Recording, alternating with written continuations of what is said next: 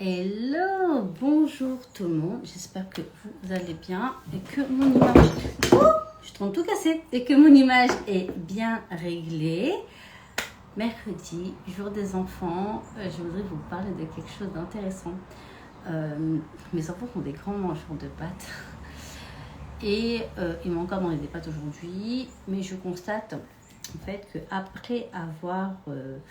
manger des pâtes, alors je regarde juste si c'est ok sur Facebook aussi, ouais, c'est ok, qu'après avoir mangé des pâtes, ils sont un peu en mode léthargique, la flemme, je veux rien faire, je veux juste dormir et rien faire. Et finalement, ils sont un peu plus grognons. Donc c'est vrai que là, je vais vous parler vraiment du lien aujourd'hui entre l'alimentation et votre état finalement psycho-émotionnel, puisque on sait que l'alimentation a un effet sur le physique, hein, sur votre peau, sur vos selles, sur votre poids parfois. Mais aujourd'hui, je voudrais vraiment axer sur comment en fait l'alimentation, elle va jusqu'à influencer ce qui est non palpable, encore une fois, c'est-à-dire la partie psycho-émotionnelle, d'accord? Donc là, je ne parle pas du fait d'avoir faim ou pas faim, parce que si t'es comme moi, quand t'as faim, je suis de mauvaise humeur, franchement, je suis exécrable quand j'ai très faim. Donc, partout à tous les gens qui m'ont croisé quand j'avais faim. Pour ceux qui débarquent sur ce live, je m'appelle Sophia Yano, je suis naturopathe et énergéticienne. Et pendant 365 jours, donc du lundi au vendredi, donc pas le week-end, je vais être en live pour partager avec vous une notion, une expérience, un retour client, les quiz de mon travail, etc.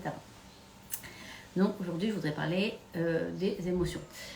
En fait, il y a des chercheurs, je crois canadiens, je peux vous donner les références si vous me demandez, il n'y a pas de problème, qui ont prouvé qu'il y a plusieurs personnes qui avaient donc, salut Manu, des divers troubles gastro-intestinaux et que ces personnes souvent qui revenaient avec des troubles gastro-intestinaux récurrents et importants, hein, donc c'est pas l'histoire qu'on a mal mangé au resto, la crevette n'est pas passée, on a la diarrhée, c'est vraiment des troubles gastro-intestinaux importants. C'est lié en fait à des émotions négatives chroniques et on peut même aller jusqu'à un caractère névrotique. Donc rendez-vous compte qu'aujourd'hui on a des chercheurs qui font le lien entre les névroses et l'alimentation. Donc moi, je ne veux pas bannir l'alimentation et je ne vais pas citer de noms de gens qui ne sont pas forcément avec des aliments sains ou qui mettent beaucoup d'additifs ou des OGM, etc.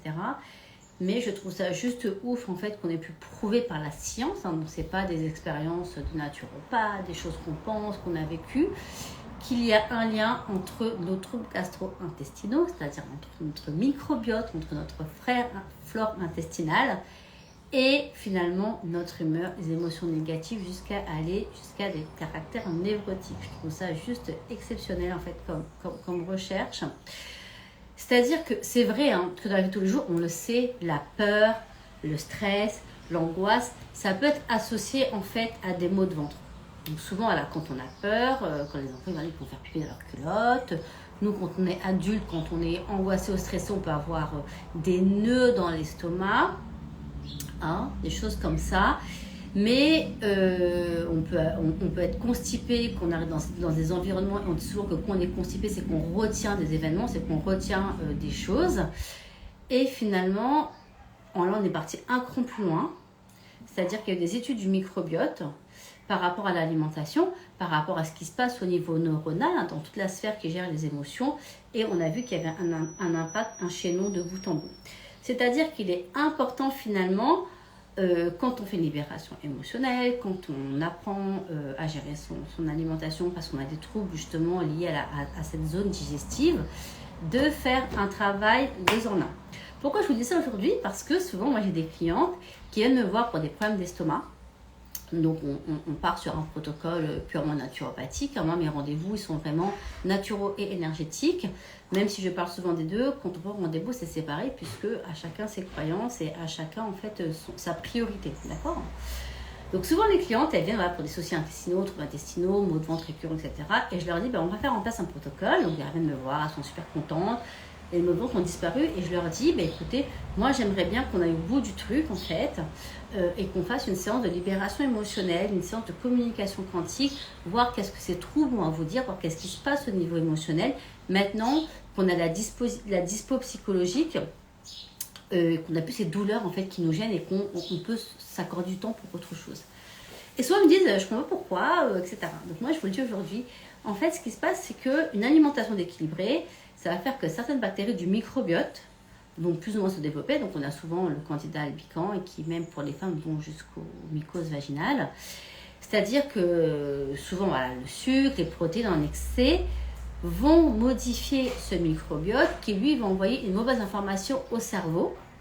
Et du coup le cerveau finalement il se retrouve en défaillance de son système de récompense. C'est-à-dire, ce qui a été prouvé par la science, c'est qu'au niveau du cerveau, lorsqu'on mange mal, le microbiote, lui, il est déréglé, hein, donc ça, c'est encore une réaction physique, mais ça entraîne vraiment des réactions en cascade jusqu'à générer des émotions négatives qui, elles, finalement, font partie du système de récompense du cerveau, parce que soit on fait quelque chose, on est fier de nous, on est content, on mange du chocolat, on a du réconfort, et là, finalement, on arrive à un système que ce système, en fait, de « ok, je suis good, je suis de bonne humeur, mon cerveau a sa récompense », il est défaillant.